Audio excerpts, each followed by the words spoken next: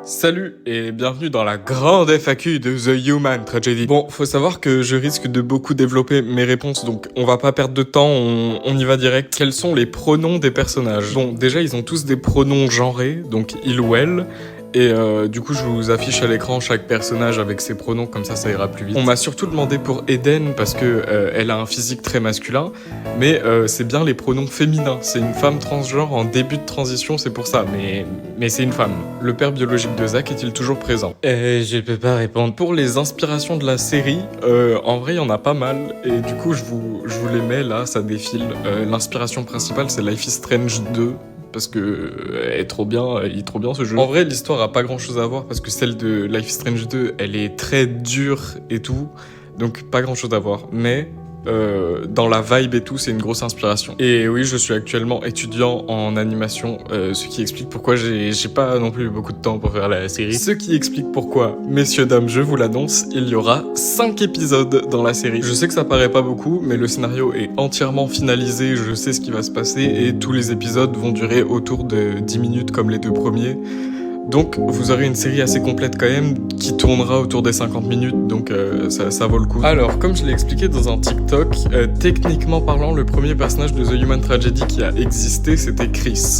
Mais le premier que j'ai conceptualisé, c'est directement Zach. J'étais au lycée, je dessinais énormément sur mon iPad, et un jour j'ai juste designé ce personnage un peu au hasard. Et en fait, je l'ai trouvé trop cool. Bon, le dessin, il est dégueulasse, et le design, il a un petit peu changé quand même.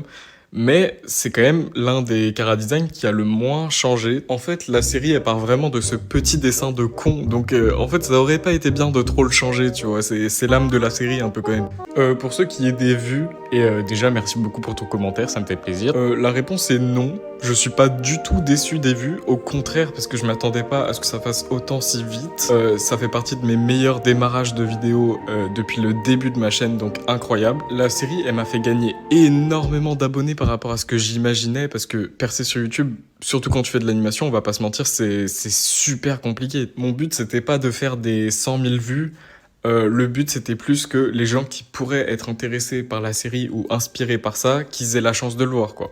Et puis surtout, à la base des bases, cette série, si je l'ai commencé et tout, c'était pour moi plus que pour les gens, mais ça vous plaît, donc je suis trop heureux. Le plat préféré de Zach, c'est les lasagnes. Oui, il regarde 100% One Piece et je pense qu'il adore les animés en général. Dans son temps libre, Zach, il aime bien dessiner, sauf qu'il dessine pas très bien, juste ça le détend. Et il fait du sport depuis tout petit, genre il fait de la natation, il va courir et parfois il va à la salle, voilà. Et du coup, oui, il court vite, voilà. J'aime trop ce genre de questions parce que ça a aucune importance dans la série, mais je sais pas, j'aime bien. Non, quand Zach il utilise son pouvoir, c'est pas une inspiration de Steven Universe. Il y a 2 personnes qui m'ont demandé ça, c'est bon. J'ai choisi le rose pour la couleur du pouvoir de Zach, parce que déjà j'aimais bien que ce soit une couleur assez unie, genre que ça parte pas dans toutes les couleurs quand il utilise son pouvoir. Et je trouvais que le rose il matchait bien parce qu'il y a un côté un peu mystérieux, et comme c'est l'esprit humain et tout, je sais pas, je trouvais que ça marchait bien. Pour les dates de sortie, sachez que tous les épisodes ont d'ores et déjà une date de sortie qui leur est prévue à l'avance, mais que je me laisse toujours une marge au cas où l'épisode il prenne plus de temps que prévu ou quoi. C'est pour ça que je vous dévoile pas les dates tout de suite. Les 2 épisodes, ils sont sortis très tôt parce que c'est vraiment les 2 qui introduisent vraiment l'univers, le pouvoir, tout ça. Et les 3 prochains, ils seront un peu plus espacés. Franchement, il va falloir être patient parce que l'animation, c'est long sa mère. Hein. Sachez que si on se ressemble, c'est juste parce que j'ai trop pris l'habitude de dessiner Zach et que du coup, j'ai un peu repris des traits inconsciemment. Mais ouais, tous mes personnages, ils ont au moins un tout petit peu de mon vécu en eux, on va dire. Et de toute façon, tous mes personnages, je les aime d'amour. Et j'adore quand vous faites des théories et des trucs comme ça. Évidemment, je peux pas valider ou quoi, c'est logique, je vais pas spoiler, mais j'adore continuer. Par pitié, donnez-moi des arguments, je vais tout savoir. Alors, pour l'instant, il y a aucun scientifique dans la série ou quoi qui fait des recherches sur Zach, donc là-dessus, il y a pas de problème. Pour l'instant, les seules personnes qui sont vraiment au courant que Zach a un pouvoir, c'est Zach lui-même et Yasmina. C'est tout. Mais si vous êtes bien resté après le générique de l'épisode 1, vous savez qu'un autre personnage fait quelques recherches sur Zach. On verra comment ça se passe. Alors, sur l'animation, oui, je suis tout seul, mais en vrai, j'ai reçu de l'aide de Ikatuni dans l'épisode 1 pour une scène qu'il a trop bien gérée.